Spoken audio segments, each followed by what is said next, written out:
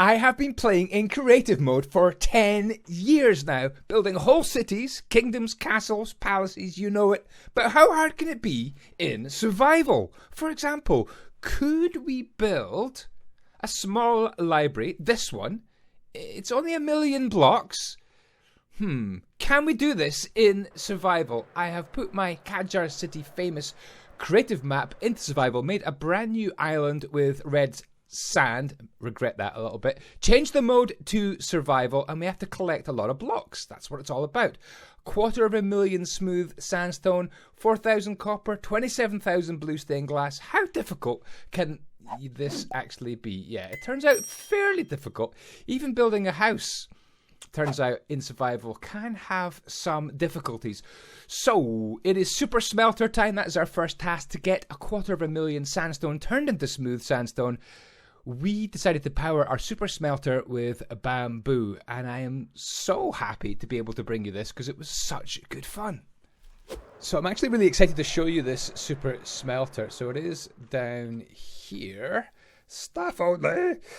This has developed quite a bit. So the super smelter is down there. Now, to feed this super smelter, for example, with a ridiculous amount of sandstone that we needed to smelt to get smooth sandstone, you choose any one of these and you pop your sandstone into there, and it feeds down through these hoppers down to maybe slightly inefficient system, but I just love this little cart system, which is held back by some clever redstone to fill it up. As soon as it is completely full, this will start to take off down that way, and we will follow it.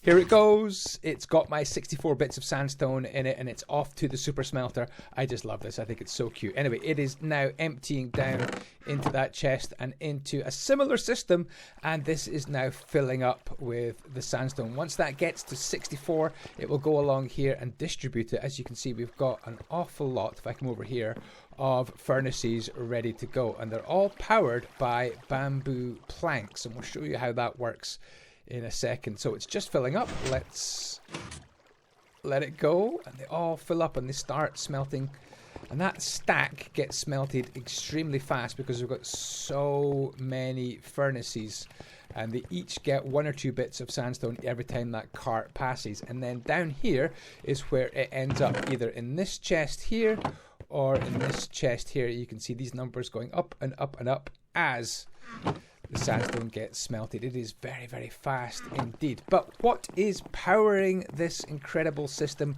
Where does the bamboo come from? So it comes along here. There isn't any bamboo coming along, so that means our bamboo producing system must be switched off. So let's fly over here and switch it on. So I think it's this switch here. Aaron does all this amazing redstone for us. He is incredible. So there we go. Oh, it's working, working. Look at this. Isn't that absolutely amazing? I love it. The slime blocks are like a lawnmower chopping down all that bamboo, and it produces a huge amount of bamboo. But we need it. When we had to do 240,000 bits of sand and sandstone and stone and all sorts of stuff, we needed the super smelter to be producing more heat than, I don't know, the sun. It was ridiculous. And then once it comes back across the way, here it comes. All the bits of bamboo can get picked up by mine carts with hoppers. Here they go, picking up that bamboo. And if you look at my amazing super map here, you can see all the bits of bamboo ready to be flushed down here as well. But they're actually not just bamboo. What we end up doing, if I can get to it, jump up here. No, don't do that. Don't fall. Up here, we can go and see what's happening to that bamboo. We are using a special plugin which lets these little blocks here, the crafting tables, work as, if I click there, which button is it? Shift, and there we go. Turn all that bamboo into a bamboo block, and then the bamboo block gets turned into planks. And the planks dispense into the water. You can see them flying along there. Isn't it great? I just think it's so cool. I love redstone. I love the machines now. Look at that. Drop down to the right level and it feeds our incredible super smelter with more bamboo blocks than you can shake a stick at. There's so many. And not only that, if we are really powering up the super smelter and asking it to do a huge amount, we have a little bypass pipe here, extra bamboo topper upper. Now, what happens with bamboo that isn't put into these hoppers and the system? It comes along here, it drops down there. In fact, there's a huge collection right there, and it drops down these hoppers into Aaron's super secret store down here, the mega bamboo storage plant. Down here, he has got 1 or 2 chests, all storing a mega amount of bamboo blocks. It's like our emergency backup supply. What we can do is turn it on. They flow up this bubble making machine here. Maybe it's just a dispenser actually, maybe it's not bubbles, but anyway, the dispenser pops it into the water, it flies up, and eventually it gets to these little bypass pipes. So these bypass pipes should be flooding it now with extra bamboo if we need it. It should be coming along here. Here it comes. There we go. Extra bamboo coming along if you need it.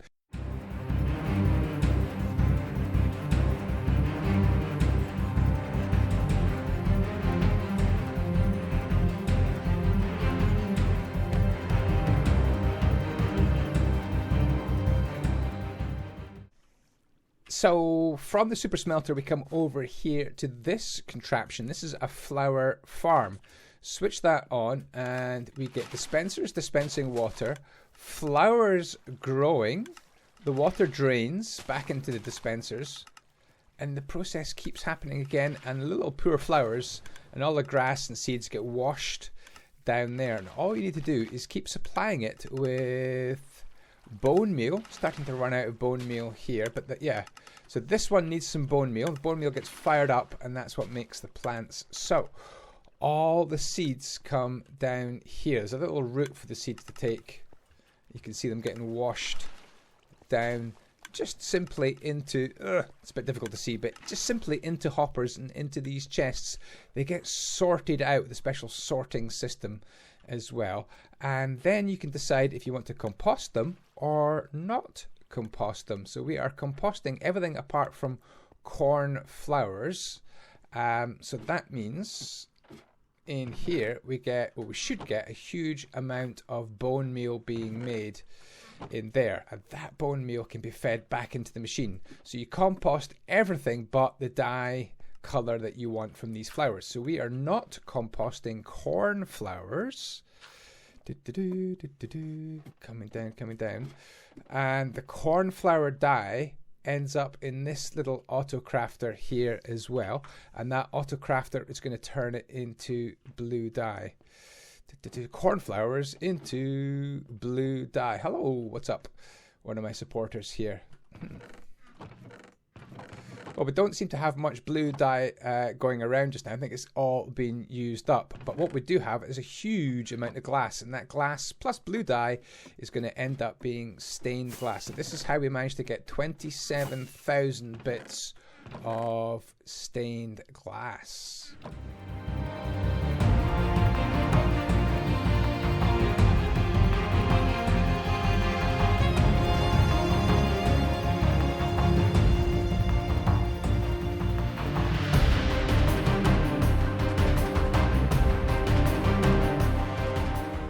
Our amazing system for making 15,000 bookshelves.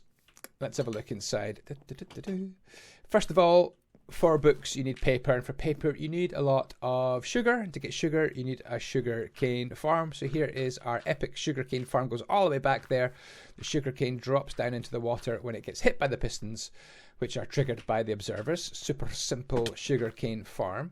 Again, using these auto crafters here, you can see the sugarcane gets turned into, oh, looks like someone's made a little bypass to make some to bone meal. Didn't know that was there. Anyway, if you're not bypassing into bone meal, what you can do is make paper, and the paper gets fed into this machine and it gets mixed with leather. So we don't have any leather right now, so we need to go and get some leather. And then in here, you simply put spruce logs, gets turned into spruce planks. So we need a few ingredients to make this work. Let's see if we can go and grab a spruce tree. Aha, here's one right here.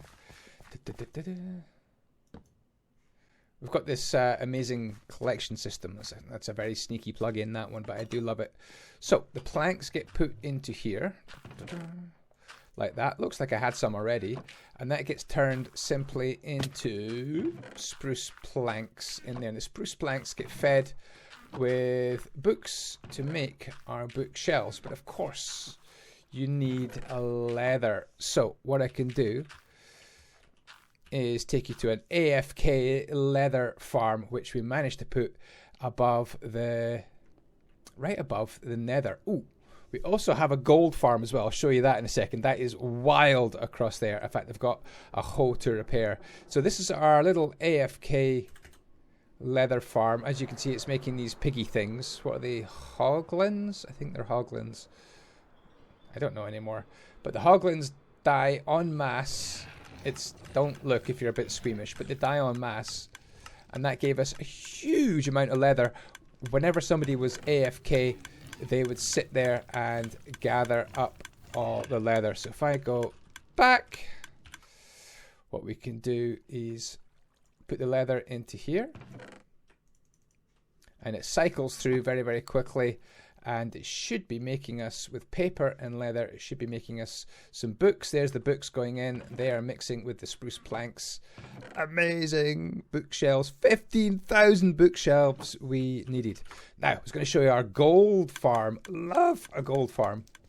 Gold farm's amazing. If you haven't built one of these, you've got to do it.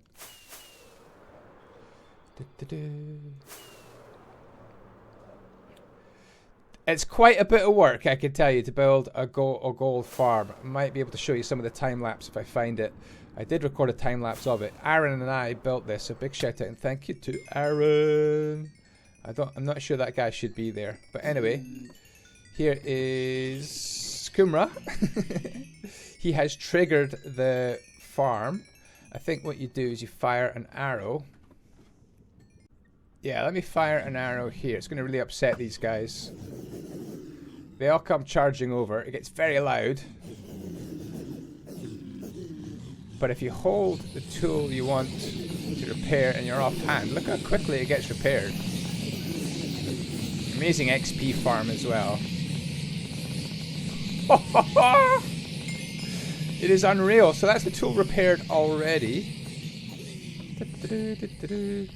And then in here we get large amounts of gold being produced and ingots and all sorts of swords and stuff like that. It is fantastic. So that gave us all the gold we needed as well for the trim.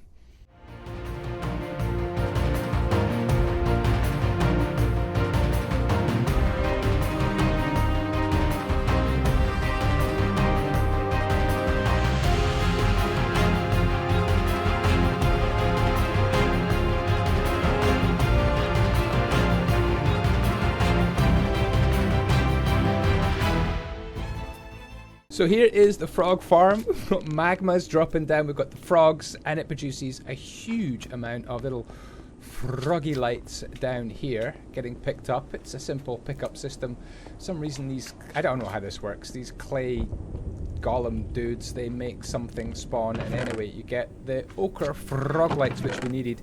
And that was us. So now it's time to sit back, relax and enjoy 9 minutes of time lapse speeded up over 288 times. It takes 9 minutes to watch.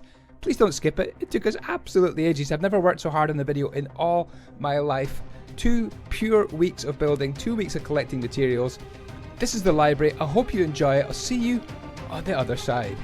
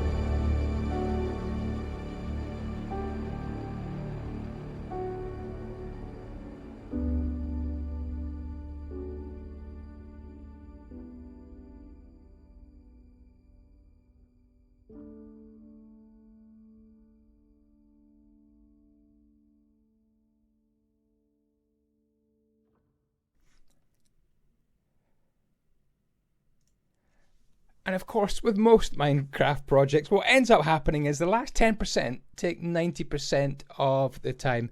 Big shout out to all the builders in a couple of minutes. Newcomers, Duke and Tex, you are absolutely incredible. Sarasvin, power of work. Aaron for technical details and sheer mining ability. But I have to dedicate this video to Dark Saber because he mined an absolutely astonishing amount of sandstone. So this is forevermore going to be called the Dark Saber Library, just because of the sheer effort he put in on this build for mining sandstone and sand as well, and all sorts of other materials. Dark Saber, thank you so much for all your support over the years. This library is absolutely dedicated to you. Dark Saber, all the way from Sweden. Thank you, thank you, thank you. The Dark Saber Library, everybody. What do you think? Now, the last thing we had to build was these banners, which you just saw going up. I love the banners. I'll show you them in detail in just a few minutes. And then this magnificent tree. This is what we needed all the frog lights for. And this tree came from our Elven City. So if you're one of the people that built this tree in the Elven City, please let me know, because I forgot who built this tree. It might be VFDH. So the tree was built right in the middle of the library, and then we had to add in these cute little books and statues on the front of the library. The books made from dark oak and snow. I'm not sure that's going to last very long. And these beautiful little statues, I think actually designed by Dark Saber as well, made of copper. And we had a little treat. We decided to kill the dragon. Yeah, that is me punching the dragon bare-fisted there. Yeah, I'm not brilliant at survival yet, but I'm learning and I'm loving it. And I want to do much more in survival. In fact, we're thinking of building an enchanter's tower, somewhere where you could come and enchant all your weapons. We added a couple of thousand trees because, hey, why not? I think it's time for a cinematic.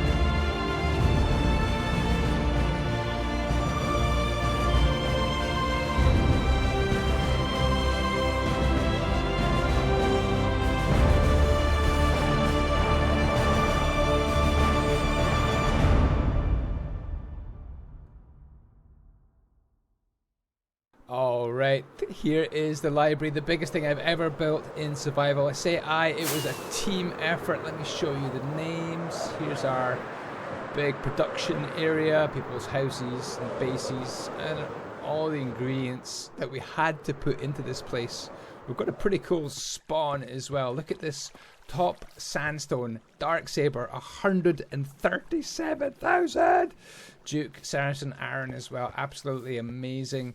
Top deaths, I am 4th. Way to go. Nobody gets better than me. Look at that top sand mine. What do you think of this place? I've got to show you inside. It is pretty wild. I don't want to take up too much more of your time. I do realise this has been quite a long video. The books are pretty cool at the side. And then into here, I just love these books at the side. Shout out to Dark Witch. Ow, I'm not good at Elytra. Who did a lot of this detail here, and Sarasvin, a lot of these books. It is a library. I've got to show you the books. So there's books up there. And there's books down here as well. All sorts of little nooks and crannies. I just love it. Isn't it cool? Haha! What a place! Biggest library I've seen in survival Minecraft. Let me know if you've seen a bigger one. Do you know what? These statues are looking a little bit squint. I wonder if both arms should be above. I think he is. I've just noticed that. Have you just noticed that? I just noticed that. Anyway, let me show you the names of the people who did this. Thank you so much to Voidworks, WCS, Ollie, Vixen, KTV, Faddy. Thank you so much to Aaron and Sarasvin, Darksaber. It is your library. I hope you like it. Thank you so much, Darksaber, for all your support over the years. Agent Tex, Duke, Lantoran, these guys worked like Trojans on sandstone, sand, and they were the concrete masters. Dark Witch, thank you so much for all your help as well, technical help. Severide Fan, he did a lot. Ian, thank you, especially Sand at the start. Insidious did a lot of the designing of these arches, and then was a little bit too unwell to come and help build the whole place. But thank you to Insidious for a lot of design work. Who else do we have? Mad Russian, thank you so much for all your help. S. Ronan, John Kelly, thank you. Zach and Renzelar, Zach, thank you so much for all your support, especially modding on Twitch. Rio, Fox Snout, Belgadar, Gaia Cam, Kumral Bial, thank you so much for all your support on Patreon. And Dexabith, Curta HD, and Riptide Roar. A lot of technical redstone help from Riptide Roar. Thank you so much to the amazing build team. Got to take you into this place. Doesn't it look cool with the shafts of light coming through? Default texture pack. Oh, do you know what I need to switch off is my Lightmatic schematic, which helped us build this. Love the banners. Love this place. We're now working on a super smelter storage system underneath. By the way, the back of the library is exactly the same, apart from it doesn't have a door. It just has a window. And then we also have, if you spotted in the time lapse, through here, 2 auditoriums at the sides where you would have visiting lectures come, I guess, and broadcast. We've got a blackboard, little lectern. Imagine going for a lecture here as well. What's really cool is if you're up on the top level, you can kind of see down in. If I can get up here. This is such a nice level up here. Not so many books up here. I say that, there's probably thousands.